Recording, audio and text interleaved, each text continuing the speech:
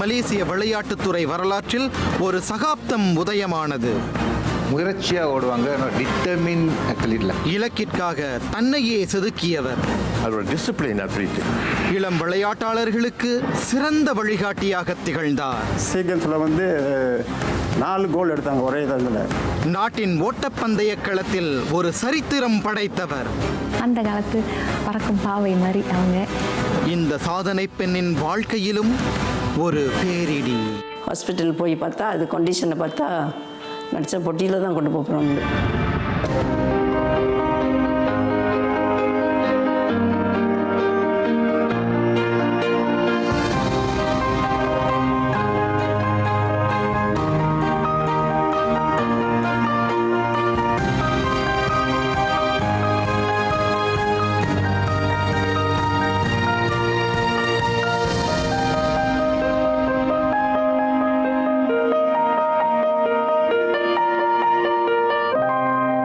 அனைத்துலக ரீதியிலான தடகள விளையாட்டாளர்களை உருவாக்கிய பெருமை மலேசியாவுக்கு உண்டு. குறிப்பாக 1960-70களில் மலேசிய ஓட்டப்பந்தய வீரர்களே தென்கிழக்காசியாவின் சிறந்த வீரர்களாக முத்திரை பதித்தனர். அவர்களில் இந்தியர்களின் எண்ணிக்கையே ஓங்கி இருந்தது என்பதை வரலாறு கூறிடும். தான் ஸ்ரீ ஜெகதீசன், ஆசி விக்டர், ஆர் சுப்பிரமணியம், கரு செல்வரத்னம் என்று இன்னும் பலரும் நமது தேசிய கொடியை உலக அரங்கில் கம்பீரமாய் பறக்கச் செய்த சாதனையாளர்கள். இப்படி கொடிகட்டி பறந்த இத்தனை ராஜாக்களுக்கும் மத்தியில் பூத்த ஒரு ரோஜாவாக தடகளத்தில் கால் பதித்த அவர்தான் தென்கிழக்காசியாவின் பறக்கும் பாவை என்று அழைக்கப்பட்டு ஒலிம்பிக் போட்டியில் பங்கு பெற்ற மலேசியாவின் முதல் பெண் வீராங்கனை டத்தோ எம் ராஜாமணி. 1965ஆம் ஆண்டு நாட்டின் முதல் சிறந்த பெண் விளையாட்டு வீராங்கனை எனும் விருதை வென்று வரலாற்றில் இடம் பிடித்த இவர் 1966ஆம் ஆண்டிலும் அவ்விருதை தனக்கே தக்க வைத்துக் கொண்டார். இப்படியெல்லாம் நாடு போற்ற தாம் திகழ்வோம் என்று கனவிலும் நினைத்திராத இவரின் விளையாட்டுத்துறைக்கான பயணம் ஏழ்மையான சூழ்நிலையில் ஆரம்பமானது. ராஜாமணியின் தந்தை மயில்வாகனம் தமது 13வது வயதில் சிலோனிலிருந்து மலாயாவுக்கு புலம்பெயர்ந்து தாப்பாவில் குடியேறினார்.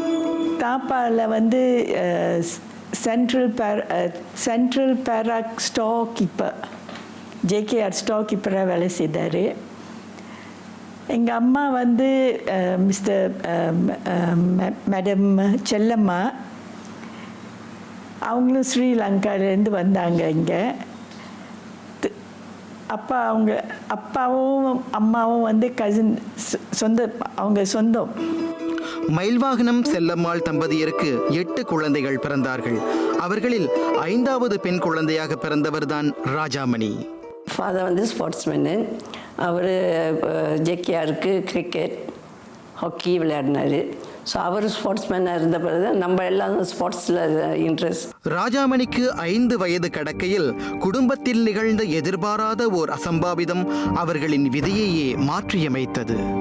எங்கள் அம்மா வந்து நான் 5.5 வயசு இருக்க போது அவங்க இறந்து போயிட்டாங்க. அப்போ எங்கள் கடைசி தம்பிக்கு வந்து 1 வயசு 3 மாதம். தாயாரின் திடீர் மரணத்திற்கு பிறகு 6 குழந்தைகளும் தந்தையின் அரவணைப்பிலேயே வளர வேண்டிய சூழ்நிலை உருவானது.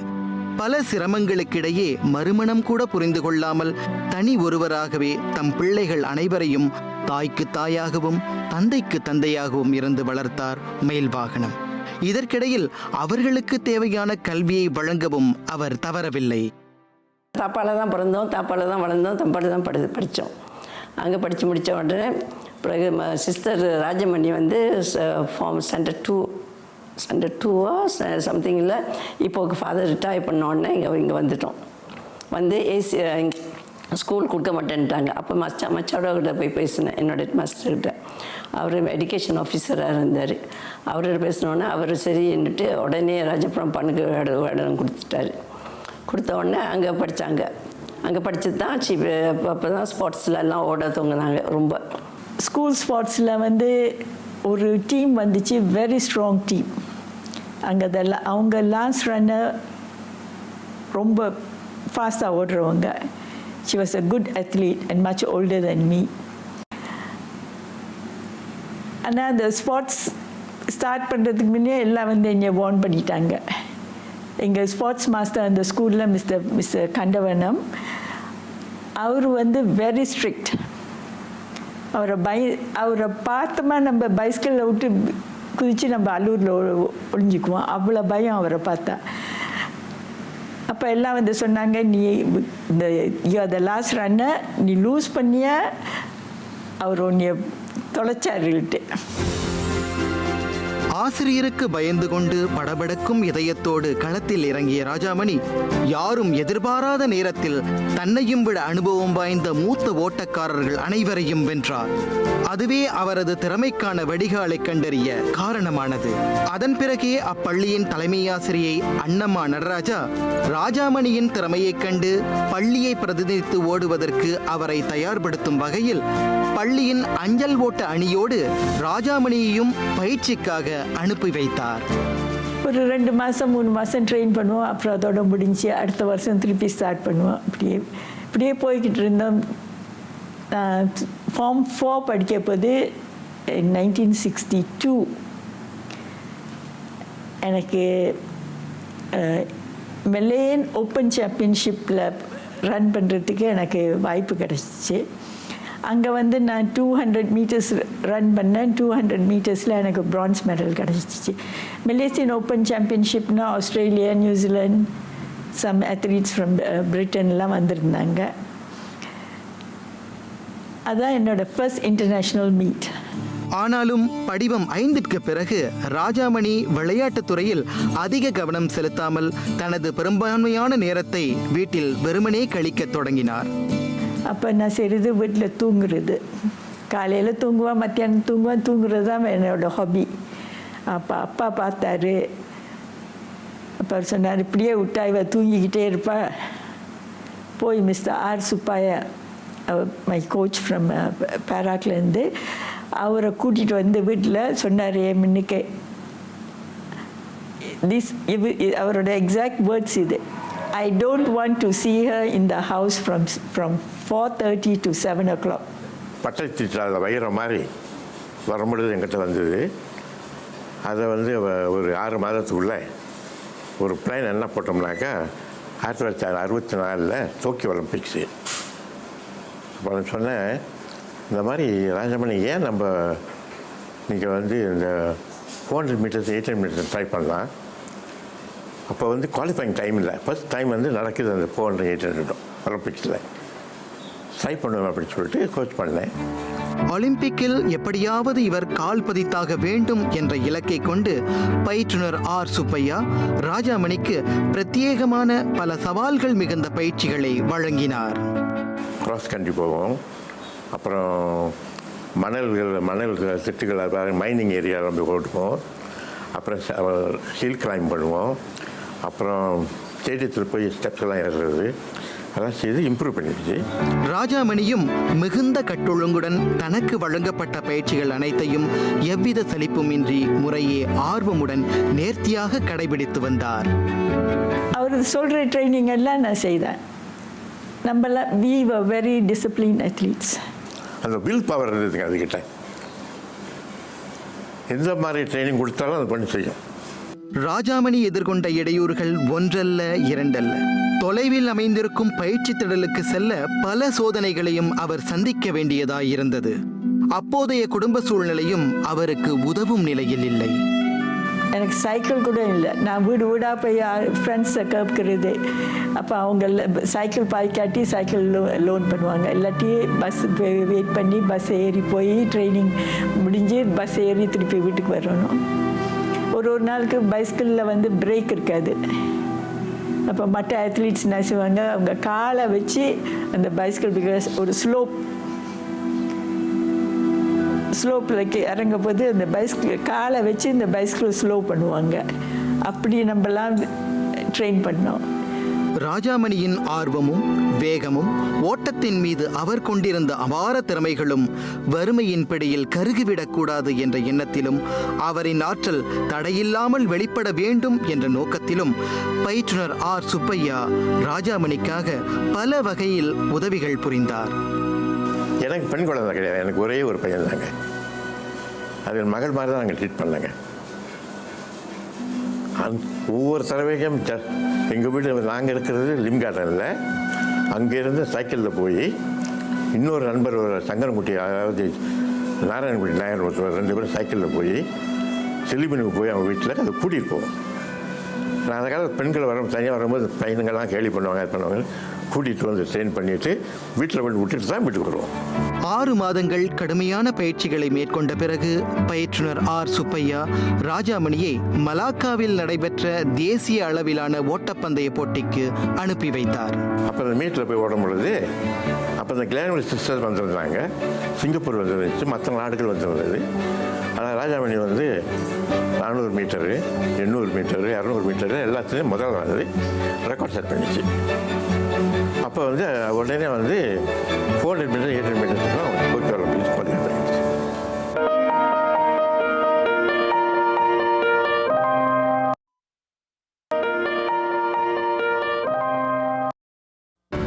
மலாக்காவில் நடைபெற்ற அந்த போட்டியில் அவர் அடைந்த வெற்றி அவரது விளையாட்டுத்துறைக்கான திருப்புமுனையாக மட்டுமல்லாமல் அவரது திருமண வாழ்க்கை துணை அமைவதற்கான அடித்தளமாகவும் அமைந்தது. அங்குதான் அவருடைய கணவர் ராஜாமணியை முதலாக பார்க்க நேர்ந்தது. நானும் அங்கே பார்ட்டிசிபேட் பண்ணேன்.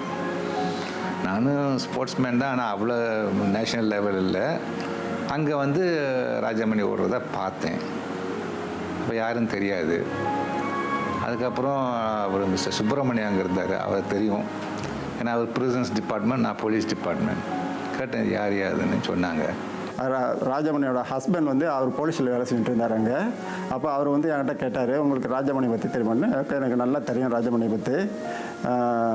ஏன் இதுன்ட்டு இல்லை நான் தெரிஞ்சுக்கணும், அதை பற்றி தெரிஞ்சுக்கணும் அப்படின்ட்டு அதை சொன்னேன். அதே வந்து நான் வந்து ராஜமணிக்கிட்ட சொன்னேன், இந்த மாதிரி ஒருத்தர் போலீஸில் இருக்கார், அவர் பேர் வந்து அந்த அவரோட பேரை சொல்லி நான் உன்னை பற்றி கேட்டாருமா அப்படின்னு சொன்னேன்.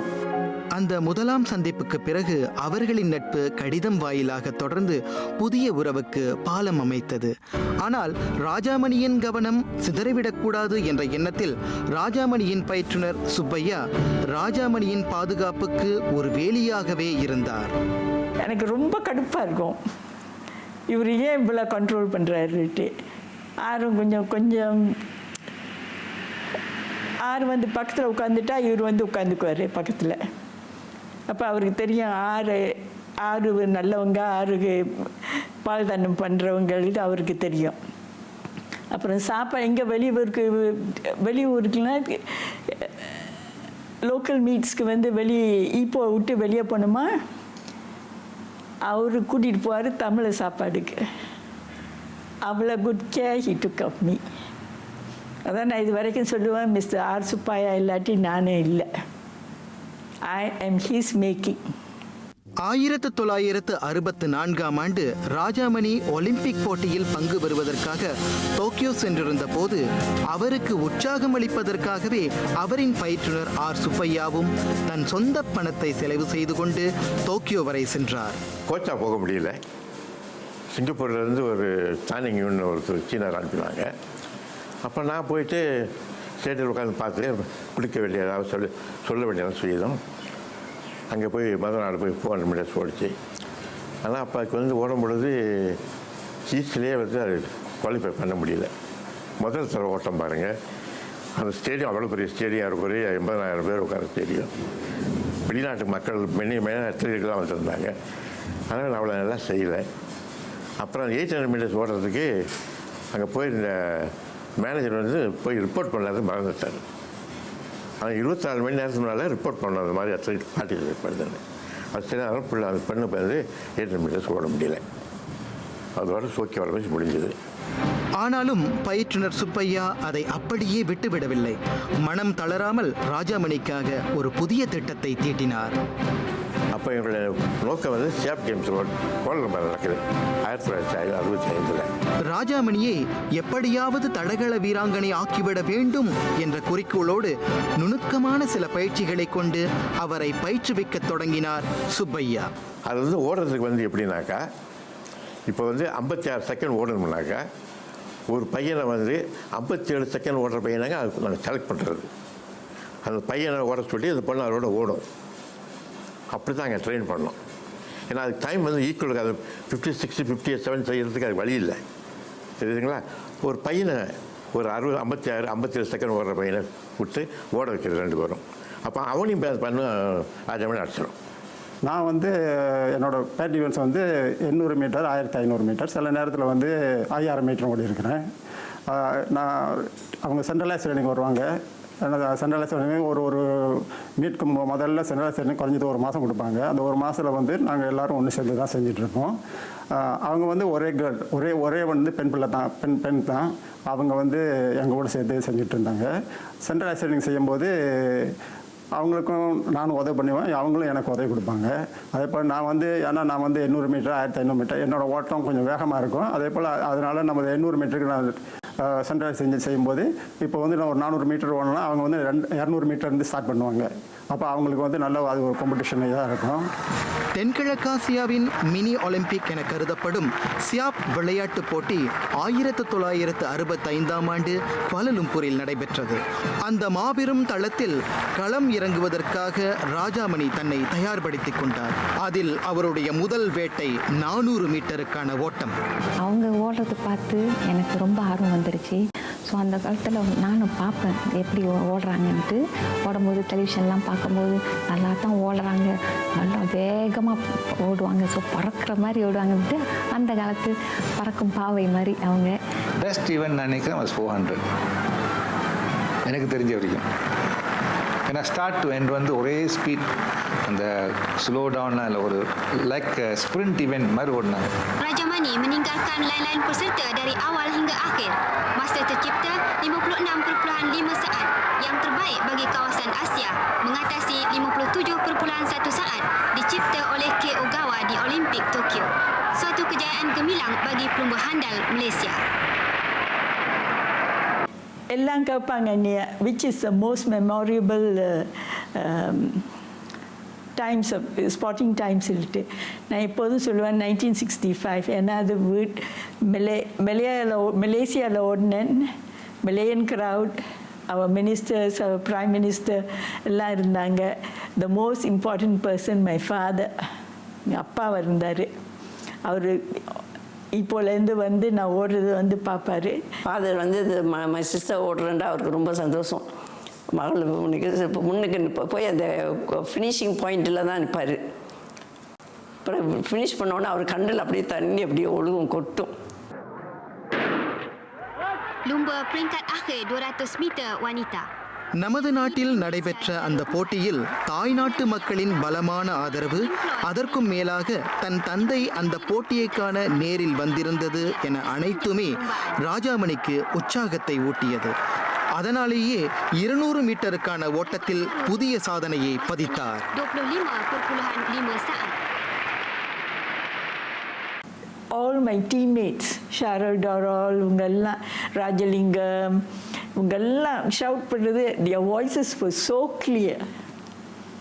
அப்போ நான் மனசில் நினச்சிக்கிட்டேன், இவ்வளோ பேர் எனக்கு சியர் பண்ணுறாங்க, I must not let them down. Pertandingan akhir 800 meter bahagian wanita. 800 மீட்டருக்கான ஓட்டத்தில் ராஜாமணி மற்றும் ஒரு சாதனையை பதிவு செய்தார்.